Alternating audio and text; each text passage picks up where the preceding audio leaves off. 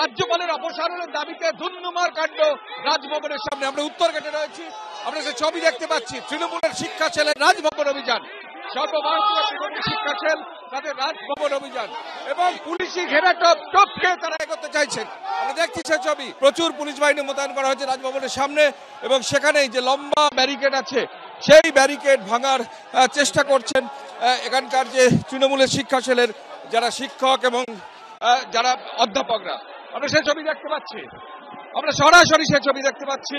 ব্যভিচারী ধর্ষণ প্রিয় রাজ্যপাল রাজভবন থেকে দূর হটাও, এটা সংবিধানের পদের অপব্যবহার। পুলিশের ছবিটা দেখাতে বলবো, একটা ব্যারিকেড, সেই ব্যারিকেডে মহিলা পুলিশ এবং অন্যান্য পুলিশ কর্মীরা আছেন, কোন রকমে তারা সামাল দেওয়ার চেষ্টা করছেন, কিন্তু রাজভবনের উত্তর গেটে একদম ধুমধুমার পরিস্থিতি এবং রাজ্যপালের ছবি এঁকে রাজ্যপালের মানে বিরুদ্ধে স্লোগান দিয়ে ব্যানার ফেস্টুন সব দিয়ে আমরা দেখতে পাচ্ছি।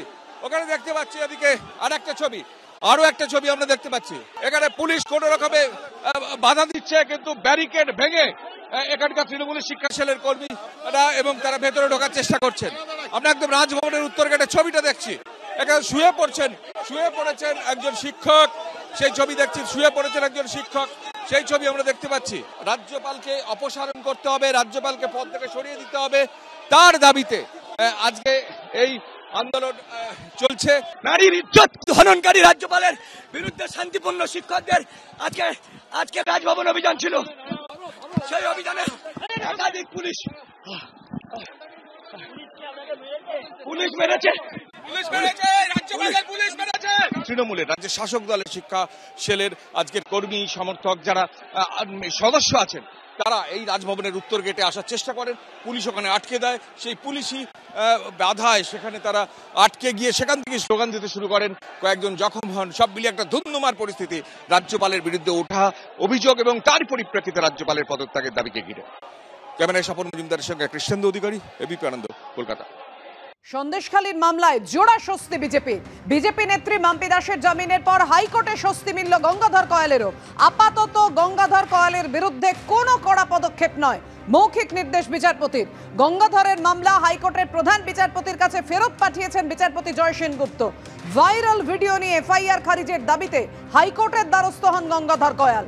ভাইরাল ভিডিও নিয়ে সিবিআই তদন্তেরও দাবি জানান বিজেপি নেতা। আর সেক্ষেত্রে জানিয়ে দিলেন বিচারপতি জয় সেনগুপ্ত, কোনো কড়া পদক্ষেপ নয়, একেবারে মৌখিক নির্দেশ বিচারপতির। গঙ্গাধরের মামলা হাইকোর্টের প্রধান বিচারপতির কাছে ফেরত পাঠালেন বিচারপতি জয় সেনগুপ্ত। অর্থাৎ বুঝতেই পারছেন, দুটি মামলার ক্ষেত্রে জোড়া স্বস্তি বিজেপি নেত্রী মাম্পি দাসের জামিন, হাইকোর্টের স্বস্তি গঙ্গাধর কয়ালেরও। কোনো কড়া পদক্ষেপ নয় গঙ্গাধরের বিরুদ্ধে, আপাতত মৌখিক নির্দেশ দিলেন মাননীয় বিচারপতি জয় সেনগুপ্ত।